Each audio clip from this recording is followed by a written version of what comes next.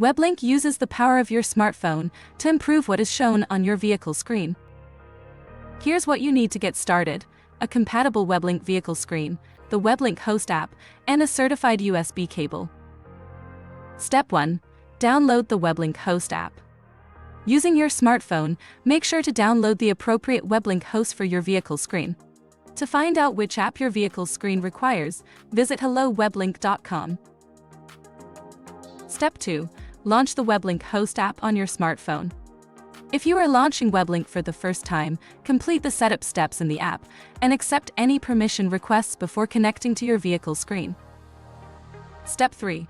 Connect to your vehicle screen. Connect your smartphone to your vehicle screen with a certified USB cable and use the correct USB port as described in your vehicle screen's manual. Keep in mind that your smartphone must remain unlocked, with WebLink open in the foreground. Otherwise, your vehicle screen loses connection. Additional steps may be necessary, based on your smartphone or vehicle screen. This may include enabling WebLink on your vehicle screen or turning on Siri for iOS. Enjoy your ride! Visit helloweblink.com to learn more.